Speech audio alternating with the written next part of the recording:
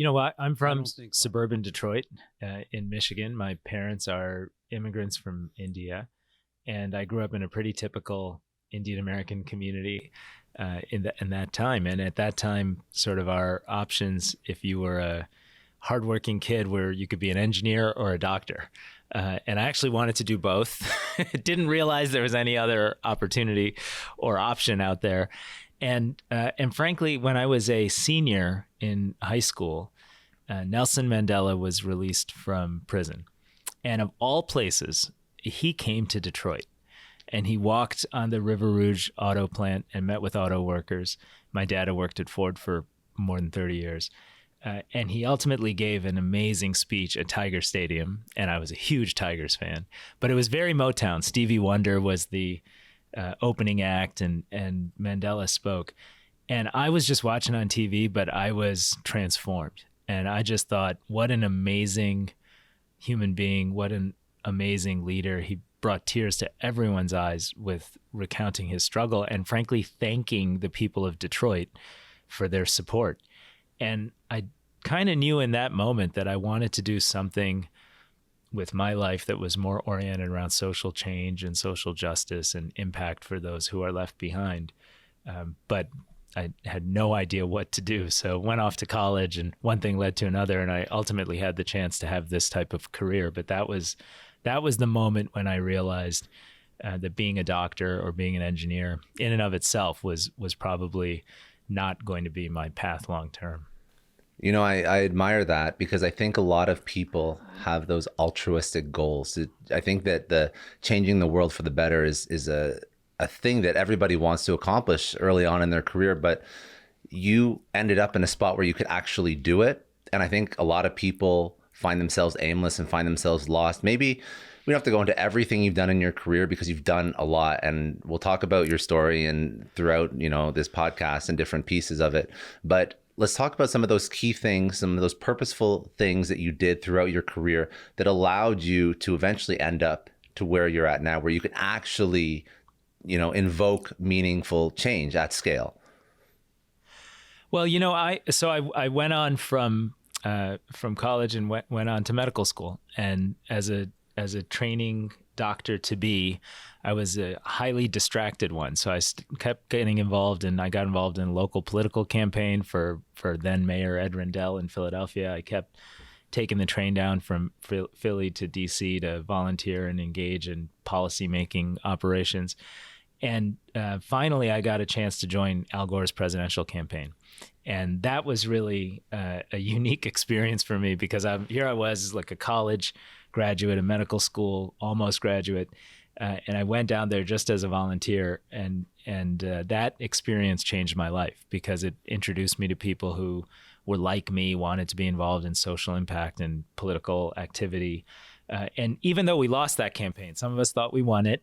And I could sit here and make the argument that more people voted for Al Gore in Florida for sure. But when we lost that campaign, I was sort of searching around for what to do, and I landed at the Bill and Melinda Gates Foundation right when Bill and Melinda were starting their major philanthropic initiatives. And really, I wrote the book Big Bets because of what I learned in those early days at the Gates's hands, which was they wanted to do things that were going to make the world a better place, but they wanted to do it at massive scale. It wasn't enough to just say, let's help some kids be healthier. It was, how do we immunize every child on the planet to save child lives by the millions? And I feel like I learned a mindset and an approach in that setting that I was then able to apply in government, in the Obama administration, and now at the Rockefeller Foundation. That's like taking big, hairy, audacious goal to another level, right? It really is. And I think that I was listening to a couple different podcasts just to sort of prep for this, and I thought of I listened to Armchair X-Pod with Dax, and you were great on it.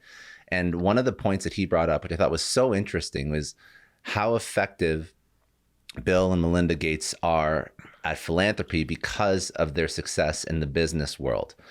Maybe walk me through some lessons that you learned working with them in terms of just nonprofit efficacy, because I think we've seen the opposite end of the spectrum, where we've seen nonprofits that are not effective and they don't really change the world and, really move the needle the way that we expect them to.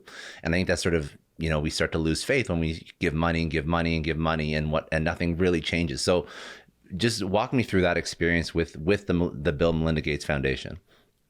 Well, I think the first big lesson is, if you're going to seek to create transformational change in the world, aim high. The book is called Big Bets because these are big aspirational goals. And it's very easy when we try to, quote unquote, do good, to think that doing good is good enough. And therefore, we get trapped in what I call the aspiration trap in the book, which is just all the cynicism is overwhelming and the problems are so big. So you say, okay, I'm going to do something small and modest and move on. Bill and Melinda took a very different point of view. I mean, they read a newspaper article about 400,000 kids dying every year of a disease called rotavirus, and said, okay, all these kids are dying in poor countries from rotavirus. Almost nobody dies in the United States, yet all the vaccines are available and going to be available in richer places, not in poor ones. Why is it like that? What can we do to change the system so that vaccines are manufactured at a scale and a price point that make them accessible everywhere? And what kind of investments are required to do that? So, 20 plus years later, 980 million kids vaccinated, 16 million lives saved. And it all started with Bill asking some pretty simple questions. In fact, the first chapter is called Ask a Simple Question, because I know we don't have to go chapter by chapter, but I see there's like a playbook that you sort of like reverse engineered here. We'll go through some of it. Yeah. And, but he would bring us all together and say, what does it cost to vaccinate a child? Yeah. And it'd be shocking. It took us like 2 years to answer that with discipline and with enough modeling to actually understand what was happening out there. And that was the basis for achieving those goals.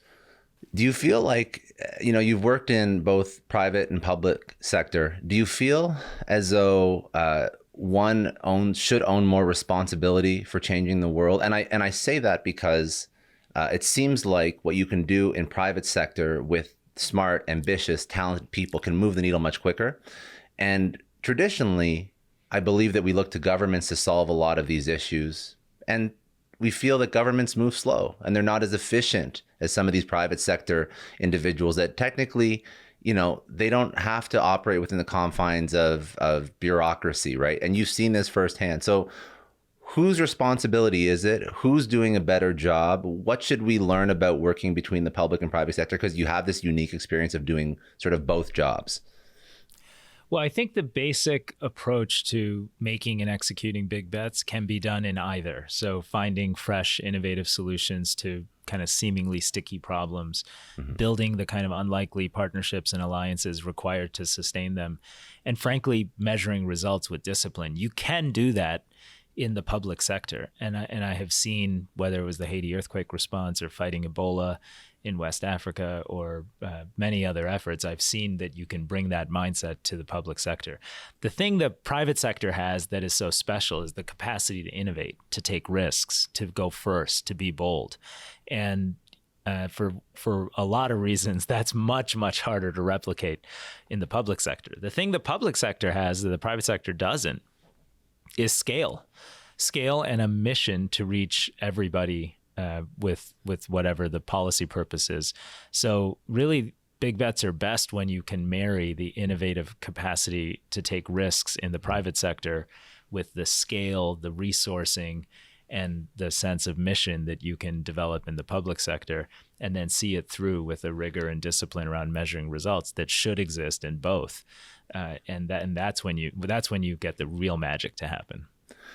You mentioned this aspiration trap, and I think that this is let's start there, because this is sort of where this whole problem stems from.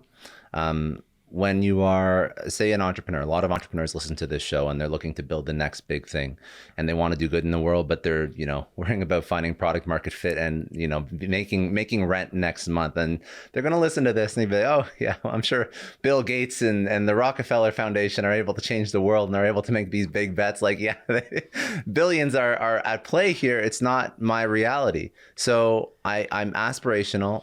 I want to make the world a better place. I'm an entrepreneur. What are the lessons you're going to teach me? How do I avoid this aspiration trap? Well, I think it starts by being able to zoom in and zoom out, right? Okay. So great entrepreneurs can zoom out, see the forest for the trees, understand how their vision is going to affect change at massive scale, whether that's transforming an industry or building a new one or innovating technology that changes the way people live. But then to make it practical, real, and to build the flywheel of progress, you have to zoom in tremendously and be super detail oriented about, as you point out, making payroll, delivering product, generating the next bit of revenue. And it's shocking. The same skill set is required in taking on big public sector or social sector efforts. Like you have to be able to kind of, I had teams at USAID that were leading, and I was helping to lead the effort to overcome the earthquake crisis in Haiti right when it happened in 2010. And it was a massive tragedy. 250,000 people died, very little visibility on the ground. You had to be able to kind of go all the way down to the ground and understand, okay, is there enough lighting in a community to keep girls safe at night? Is there enough food? Like such micro question. So micro. But then you had to zoom all the way out and say, okay, we got 56 countries seeking to be part of this response. The whole thing might cost $4 billion. How are we going to allocate resources? How are we going to move fast? How are we going to set a results framework that allows us to measure and respond to that whole cohort of actors that are going to be part of what was the largest civil, military, cooperative, humanitarian response in history? So you just have to be able to do both. And I think that's a skill set for entrepreneurs. I think it's a skill set for people in charge of projects in government. I think it's a skill set for people in the social sector that really want to make change happen at scale. When you were thinking of sort of compiling all your learnings and your knowledge into big bets, do you feel like it was knowledge that was based on like sort of retroactive responses, or were you hoping to put this book out into the world in the hopes of saying this is more of a proactive framework that I want you to take on? Well, I think a little bit of both. When I did the book in part because when I was a young kid kind of starting out in my career, I kind of knew I didn't want to be a practicing doctor. We had lost a presidential election. I found myself unemployed, and I just had no idea what to do with myself. And I didn't believe in a million years you could have a career where you help Bill Gates deploy billions of dollars and save tens of millions of lives, and then have a career where you work with President Obama on large global humanitarian and development priorities, and then you run a kind of really historically unique foundation that kind of created the movement of philanthropy before any of it existed.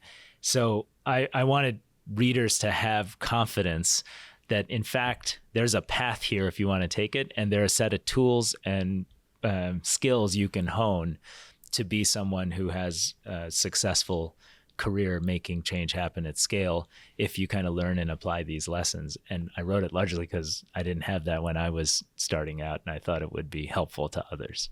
I want to ask a tough question that's going to set the framework for how we can be effective as people that want to give back, that want to take big bets.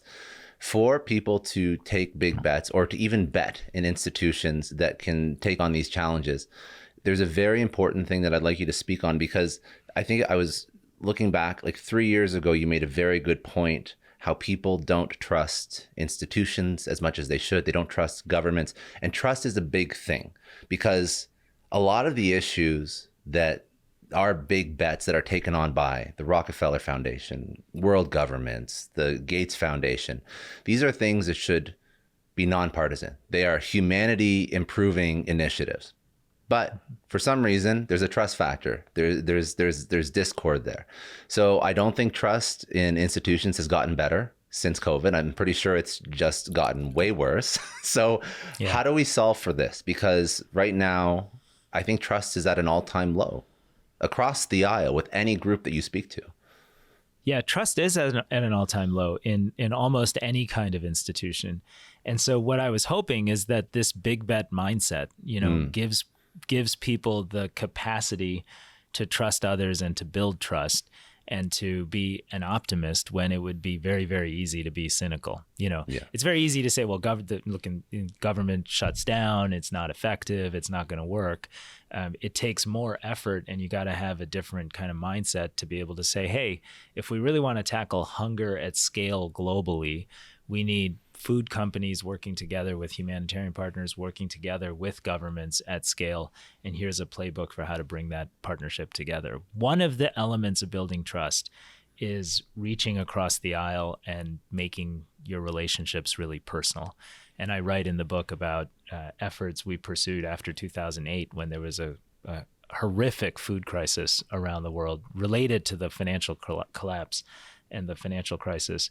100 million people had pushed back into deep, deep hunger, kids eating mud cakes in very poor communities just to feel satiety. And we built a bipartisan coalition in the United States to pass something called the Global Food Security Act and move 100 million people out of hunger and poverty. And that happened because I had the good fortune of getting to know some really conservative Republican senators who on television didn't quite seem like they were going to be our partners and friends, but in private, when you got to know their families and you got to know their values and you got to know their faith and you got to know what they really cared about, they became real champions for fighting hunger, whether it was in Ethiopia or India or Indiana. And they held hands with progressive partners and made it happen at scale during a really tough political environment. And so I really think it's about building those personal relationships. And you can only have trust if you know people and you know their values. And to know their values, you have to talk about your own. You have to share what your vulnerabilities are. And you have to be very real with people that sometimes you just met. I love that, though. I think that's so important because I think that everyone being locked away and assuming that somebody's entire personality is their Twitter feed it's a very dangerous game to play, right? And I think that, I mean, some of these ideas should not be partisan, should not be polarizing. And I think this is actually, there's a few points. I think that trust is monumental. I think the way you build trust across aisles is very important. Another point, it was literally your first point in this book, the ask a simple question, but there's a quote. A Bill Gates quote, and the barrier to change isn't too little caring, it's too much complexity. I think complexity causes confusion and confusion creates distrust. So talk to me about simplicity, simplifying these issues, educating on these issues so that we can actually move the needle and stop worrying about the banter back and forth. Yeah, that's a great point. I think it's very easy for people to be put off by complexity. And it's super. How many times have you asked a question? Well, why are so many people homeless? The answer is, well, it's very complex. Why do we allow 40% of American kids to grow up in child poverty? Well, that's super complex. Why are there still droughts and famines that are actually killing people in large numbers when food is relatively abundant and pretty cheap? It's very complex. Complexity is a way to kind of keep people out. And Bill actually told this great story once. He was like, Davos is the World Economic Forum, all these leaders, private sector, public sector, go to the Swiss Alps and have this big conference. And he said, you can go to Davos and sit and listen to a meeting about saving tens of millions of children's lives. And it can feel a little dry, like everyone's using big words and it's all very technical and complex and very low energy. And then you can go across the street where a software company is like launching a new game or a new piece of software, and there are lights and cameras and smoke and dancing and music, and it's very lively. And you're just like, why do we try to tackle the toughest problems in the world with a language and a work style that is off-putting to so many people? Like, we have to make this simple to bring people in. And I saw that over and over when we did the Haiti earthquake. More American families contributed in some form to relief around the Haiti earthquake than watched the Super Bowl that year, which shows you how good American families are, how much they want to be on the side of right morally.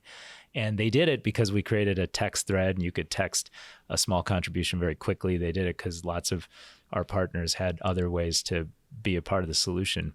Instead of saying, well, it's very complex, just sit this one out.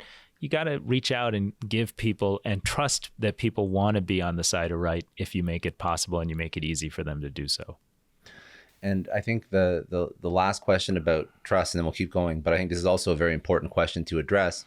When people think about big bets, it's a sentiment that I've heard echoed repeatedly. It's like, well, we, especially in the US, and I'm not even American, but let's pretend I am for a second. So say I'm an American and I'm always being told we have to help outside the country, outside the country. But to your point, there's homelessness, there's crime rates in certain cities that aren't great. I don't feel like the US is properly getting the TLC that it deserves.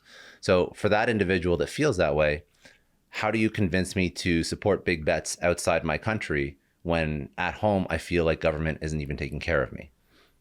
Yeah, so both are quite necessary, but what we do in the context of global humanitarian and development efforts really amount to less than 1% of the federal budget. It's not a huge cost item, but it is often some of the most cost-effective spending we've had, and on a bipartisan basis. We have, when I write in the book about the effort to fight Ebola in 2014, the CDC was estimating in 2014 that there could be 1.6 million cases of Ebola, that they would be all over the world, including throughout the United States. And President Obama and our team made, I think, a bold decision to say, you know what, instead of that outcome, we're going to send American troops, American humanitarian partners, and global collaborators into 3 West African countries to fight the disease there. And when we made that decision, by the way, we didn't know what the solution was going to be. We didn't actually know how this particular variant could be beaten in the context of reducing contagion. We had to figure that out by experimenting on the ground in those countries in a very, very tough environment where people were literally bleeding to death in the streets. It was a hemorrhagic fever that was horrific, and I write about my own visits there during that time. But it's doable, and it was very cost effective at the end of the day, and preventing 1 million plus cases from getting out of that region into Europe and the United States was well worth the cost of deployment. It's some of the most cost effective things we can do. I just want to take a second and thank the sponsor of today's episode, HubSpot. Now, as you all know, the Success Story podcast is part of the HubSpot podcast network. There are incredible podcasts in this network. One of my favorites that you have to check out if you don't know this podcast, you're kind of sleeping on it, the Gold Digger podcast, hosted by Jenna Kutcher. This podcast has been around for a minute. Jenna is an OG in the podcast game. The Gold Digger podcast helps you discover your dream career with productivity tips, social strategies, business hacks, inspirational stories, interviews, and so much more. Please go check out the Gold Digger podcast, hosted by Jenna Kutcher, wherever you get your podcasts. I think that's very important. I think it's a very important message too. And I'm glad that you sort of break it down, because I think that that's lost on people, how effective some of these big bets can really be. It seems like it could be just so much bigger than, the individual. And it seems like it could be so expensive and time consuming and resource draining, but really sometimes it's not. And I think it's very important to sort of communicate that. One of the points that you mentioned, and I didn't know if it was pulled out of the book, and when we were prepping, I was looking at some of the different points we could speak about, and even you sent over some great points as well. But this was one that I thought was interesting. The requirement to jump first. Is that on an individual level? Is that on a country level? Explain to me what jumping first means. Yeah, that's on an individual level. Okay. You mentioned you have a lot of entrepreneurs on this on the show and that listen. And one thing I admire about entrepreneurship is it requires taking some risk, having a vision, going out there first and saying, hey folks, this could work. And at a time when we had done a lot of the analysis around what it would take to vaccinate every child on the planet and change the structure of the global vaccine industry, one of the answers was we needed kind of fast, early capital in order to build out the global supply base and do some long-term contracting. And so to create that capital, we invented something called an immunization bond, and to use a simple form for it. And we had all these partners, the UK, France, heads of state, chancellors of the exchequer, which is effectively like a finance minister, Gordon Brown. But no one was willing to kind of go first. So I was, as a young professional at the Gates Foundation, I sort of said once one evening in a conference at a bar on the back of a cocktail napkin, we kind of drew out a financial structure, and I said, well, the foundation could guarantee the securitization of this new bond, and that guarantee kind of gave everybody confidence that, okay, this is going to work because an institution with billions of dollars is going to guarantee the debt issuance.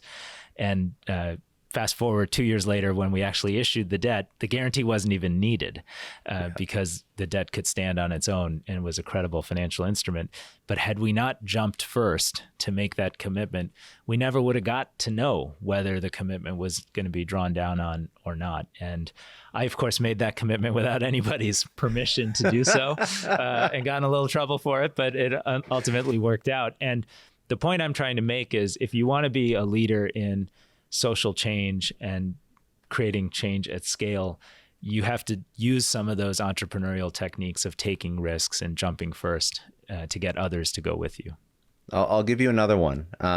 If you're going to fail, well, you will fail. So you have to learn how to fail fast. I want to understand this in an entrepreneurial context.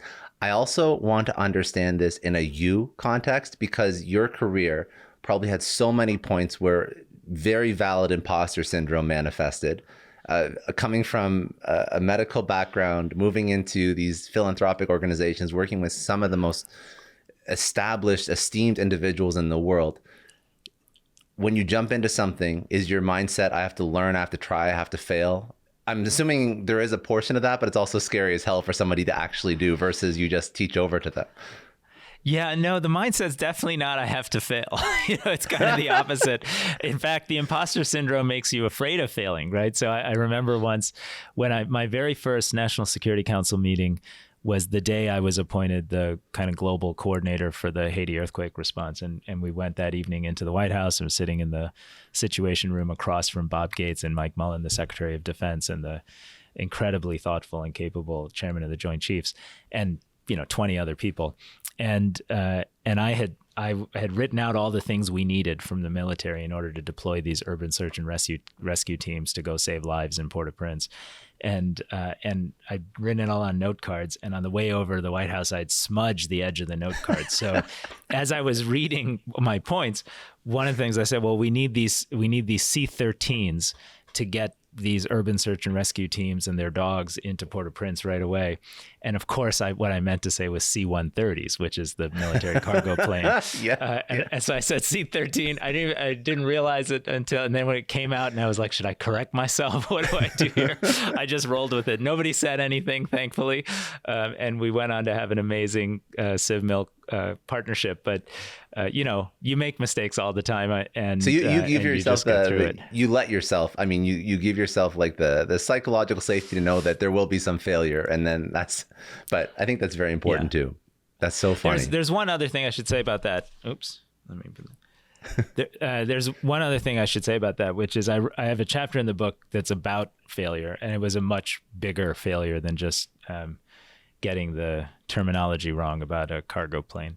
It was as part of a big effort to bring power and electricity to Africa. We had pursued an effort to build out a large-scale hydropower dam, which would have provided electricity to 250 million people who didn't have it and effectively live constrained because of it. And it would have been the equivalent in terms of savings on fossil fuels of taking a third of the U.S. auto fleet off the road. Wow. So it was a big deal. But I frankly pursued it aggressively without fundamentally understanding that the president of the DRC at the time, and even the chairman of the appropriate committee in the U.S. Senate at the time, were basically not going to be easily convinced to do this project with all the transparency and the ways we had to get it done. And so as I was charging ahead doing this and issuing press releases and raising money and doing all the things with a large global team, the Senate passed a resolution that basically stopped us in our track, and the president of the host country did some things that did the same. And I woke up one day and read about it on the front page of the Financial Times. And so what I learned from that is you do have to know who you're betting on when you make big bets. And I think that's true for folks in the private sector, public sector, really any project. And sometimes you learn the hard way that that's work you have to do on the front end. And sometimes you don't. How do you make those? So obviously the decisions to invest in a certain initiative or whatnot, you probably get endless proposals like across your desk. So walk me even through that decision-making process on deciding where to put the money and where to put time and the resources. Because yeah, that's right. All these great causes. I'm sure not too many causes are bad causes, No. but there's scale, there's feasibility. But then there's also the people that are sort of positioning this to you and are going to be the people that are going to execute on it, right? Yeah, our basic criteria are things like impact, scale, leverage. The single biggest investment the Rockefeller Foundation has made in 110 years of its existence, we made recently to create something called the Global Energy Alliance for People and Planet. And the goal literally is to reach 1 billion people across the planet who live without access to electricity with renewable electrification. And the reason we could go big in that setting is we have access to some really unique new technology that allows for solar grids and batteries to come together with AI and remote management and reduce the cost structure of providing electrification to rural communities that have never had access to electricity. The other reason we can do it is we know that it can largely be commercially viable. So if we put, in this case, we raised about $1.5 billion from ourselves and other partners. If we put $1.5 billion in and take the risk out for more commercial investors, we can leverage that up to 10, 20, $30 billion. And then you can really start to achieve impact at scale. So, we actually just closed on a project in the Eastern Congo, an area ravaged by war that I write about in the book because I met these kids there that just broke my heart. And they just had no opportunity. And we're breaking ground right now on building out solar infrastructure that's going to provide electricity to communities, help people start businesses and create jobs for the first time in decades. And it's going to transform their lives and their families' lives. That can happen because I think for every dollar we're putting into that project, we're getting $11 from private investors to come in behind us, even though we take the risk. And that's the kind of leverage we seek to deliver on when we take on these big scaled efforts. So impact, results, leverage, those are the kinds of criteria we're focused on. And how do you, just back to that people piece and that team piece, how do you build that right team to execute? And because, you can't control every single government in the world. You can't, even in that one example in the DRC, like it was frustrating, and it probably should have been some foresight there, but you can't control everything. So you can only control who you hire, who you directly work with. What's the secret to finding these people that are going to execute on these, like, literally humanity impacting missions? It's not just revenue, it's people's lives, right? Yeah.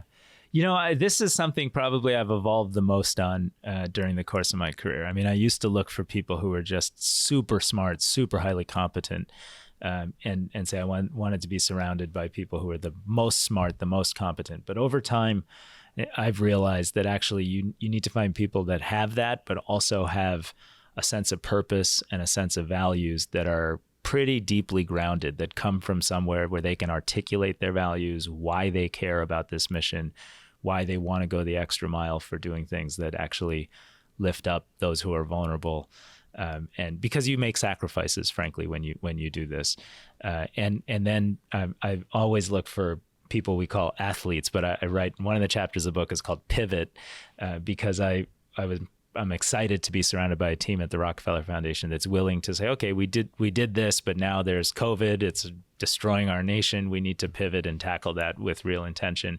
So finding people who are agile, flexible, can pivot, that's the other element that we look for. Very smart. There's so much innovation. There's so much innovation in countries around the world, and we're constantly building new products and services and technologies that can make life better. Why do we have such an issue leveraging innovation to help other countries that are not as fortunate as ours? Yeah, well, first, I think we have to recognize that a lot of innovation is not really fundamentally improving quality of life, right?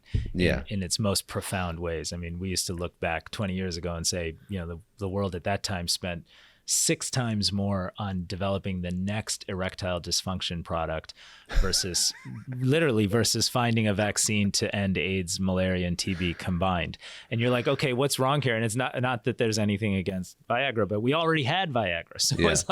it was like, because market incentives are what they are. Today's version of that would be a lot of our social media platforms are probably making us less healthy and less whole and less democratic as a society. than than they could be. So there's that.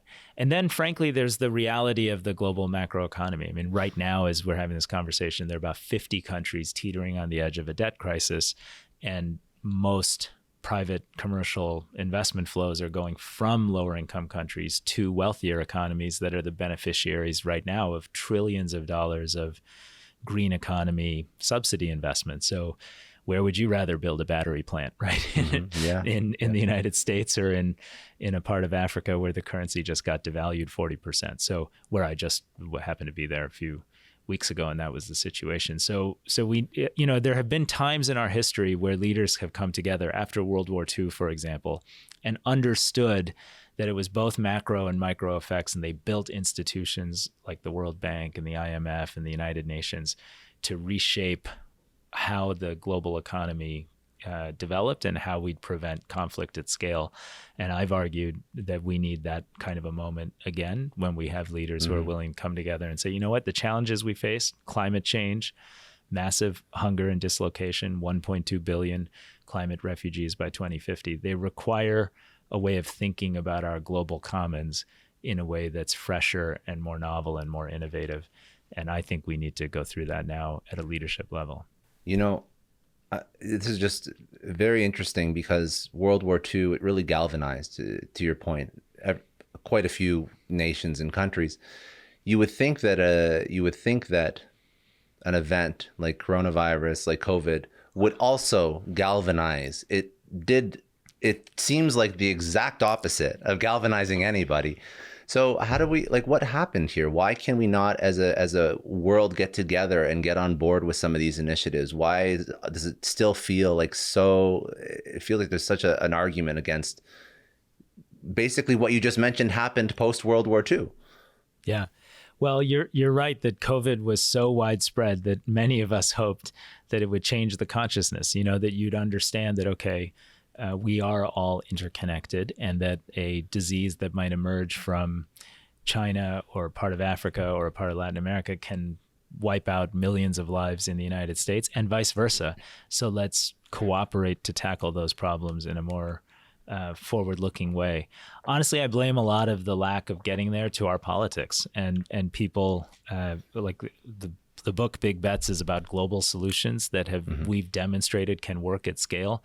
And right now our politics are pretty fragmented, which is why I want young people in particular to read the book, and some of them at least, to, if not just vote for the right candidates, go into politics themselves and be part of reshaping the future. Because we have had times in our past, as you noted, when we have come together around a higher purpose and a higher calling.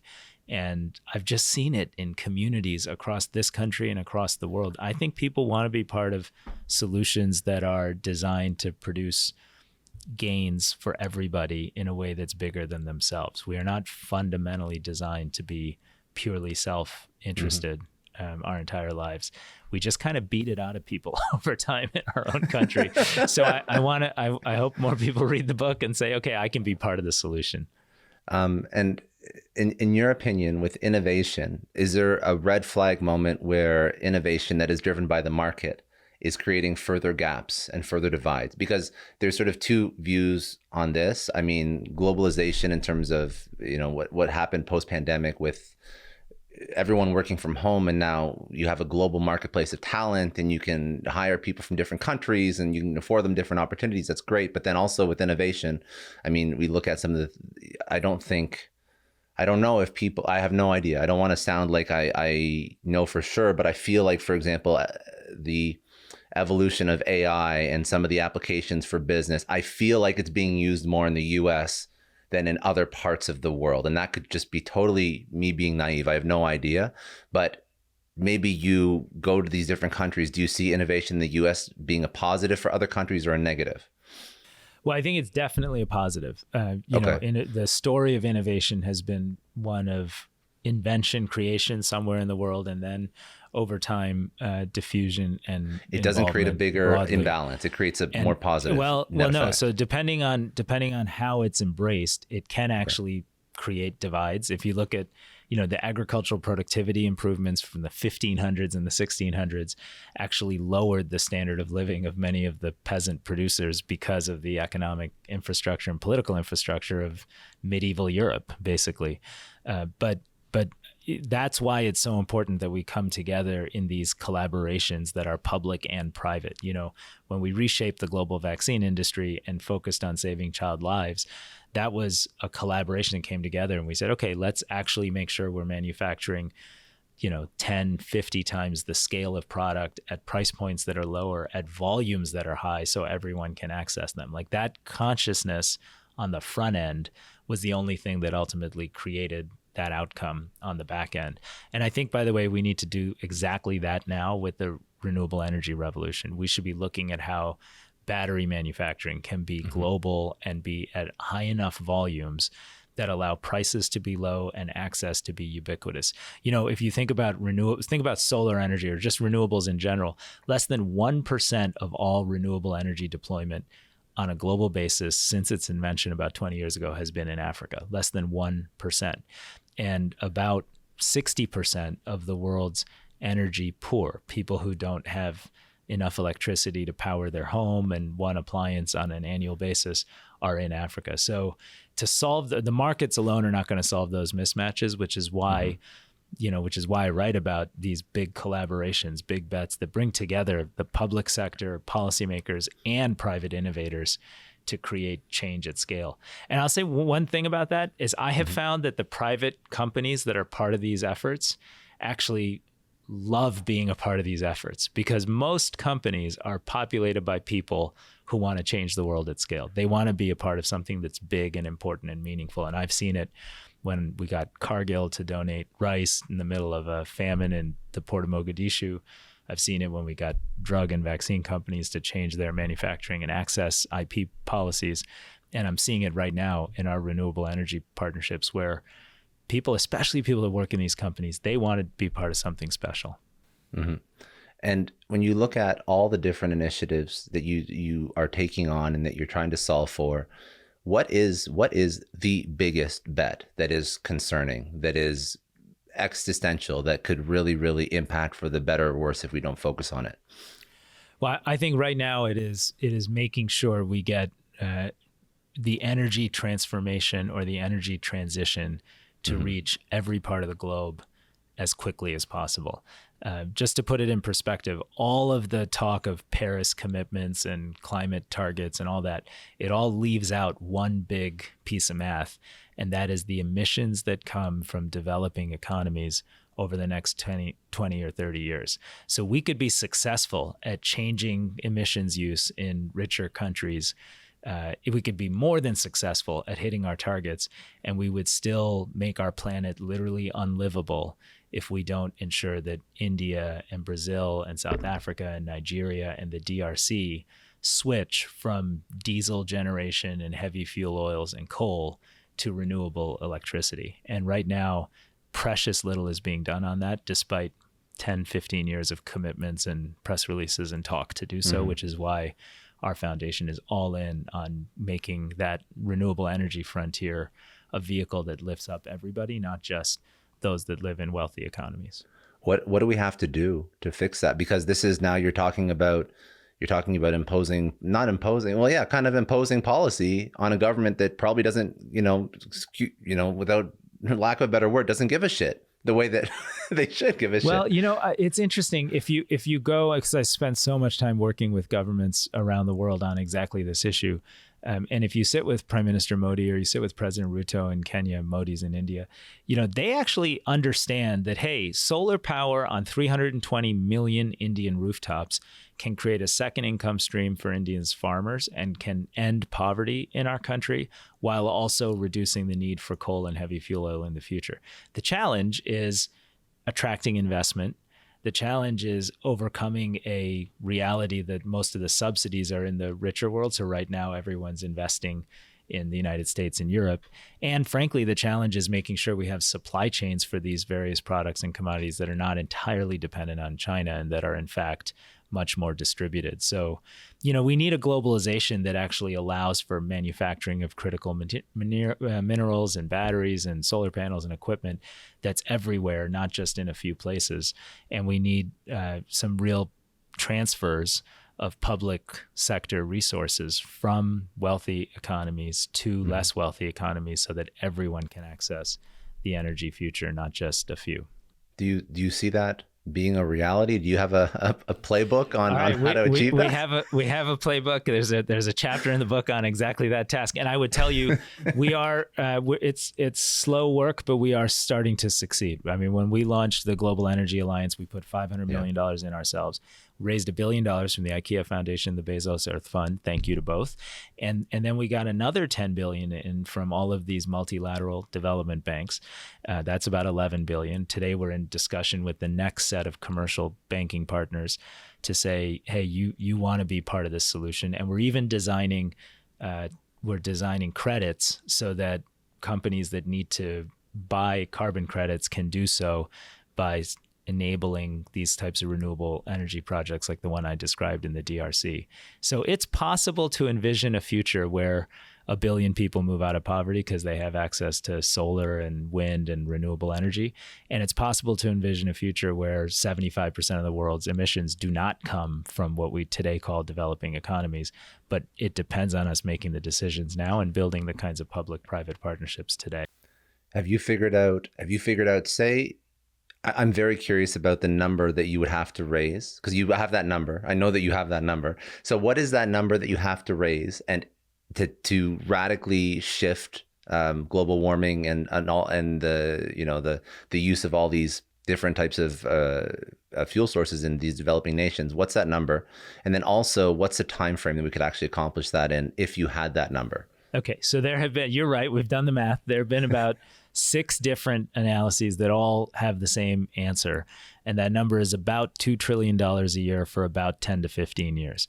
And that seems like such a massive amount of investment that it's impossible to imagine getting there. And then you realize, hey, wait a minute, that is 2% of the global economy.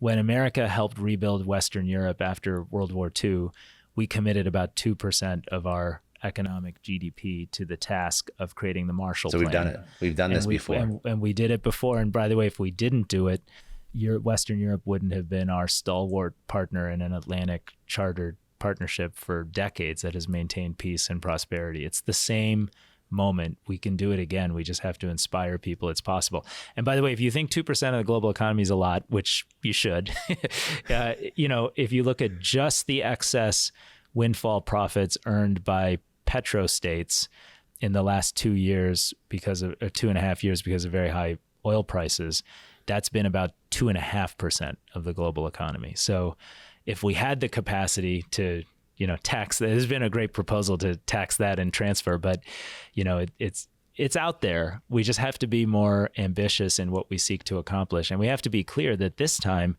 this is not just a humanitarian enterprise. Our planet's survival depends on our ability to get this right. I love that.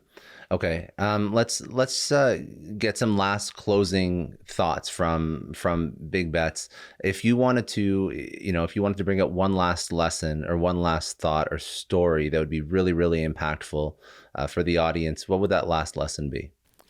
Well, we've talked a lot about big bets that are these big global initiatives, and one thing that I have found so inspiring is that really anyone, anywhere, in any community can make a big bet and see it through. And when I first got started in this work, I spent a summer kind of interning basically with a doctor in southern India who was just going door to door looking for people with leprosy and finding, once he had eradicated leprosy from this sort of community in a rainforest, he realized what kids really needed was nutrition support. So he took these malnourished kids and helped resuscitate them.